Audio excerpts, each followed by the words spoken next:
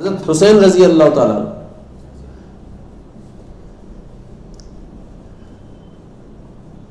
ان کی ایک باندی تھی، ان کے پاس کچھ مہمان آئے تو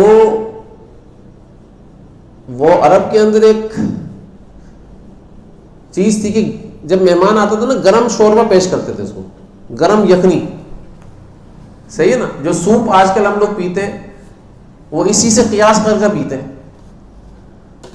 تو گرم گرم شوربہ لے کر آ رہی تھی، وہ باندھی تھی، ایک دم پاؤں پسلا اور دڑام سے جا کر گری اور سارا شوربہ حضرت حسین رضی اللہ تعالیٰ عنہ کے اوپر، اور گرم گرم جسم کے اوپر جب گرم شوربہ گرتا ہے تو بھائی جل جاتا ہے نا انسان.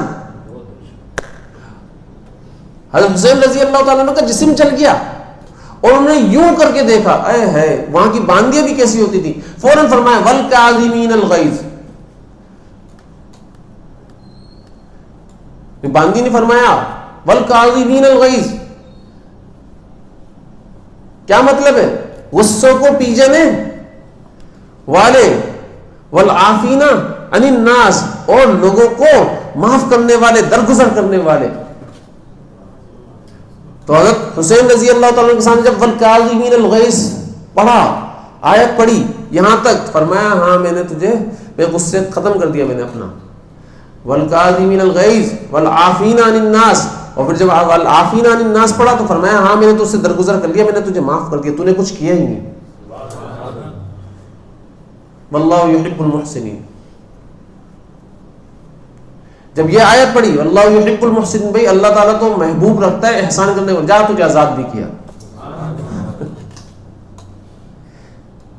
بھائی غصے کو اس طریقے سے پیو کہ پی کر معاف بھی کرو، معاف کرنے کے بعد پھر احسان بھی کرو، احسان بھی کرو، 2-3 ٹافیاں بھی کھلاؤ. ہم لوگ تو آزاد نہیں کر سکتے کیونکہ ہمارے تو بہت سارے معاملات ہیں کہ کوئی ہمارا غلام تھوڑی ہے، ہم آزاد تو نہیں کر سکتے، لیکن 2-3 ٹافیاں کھلا دو، ٹھیک ہے نا. لیکن آپ ایسا نہیں کرنا بھائی، آپ شیخ غصہ کر رہا ہو اور آپ بولو والکاظمین الغیظ والعافین عن الناس واللہ یحب المحسنین، جا چھٹی کر آج، ایسے نہیں کروں گا میں. ایسا نہیں کروں گا بالکل.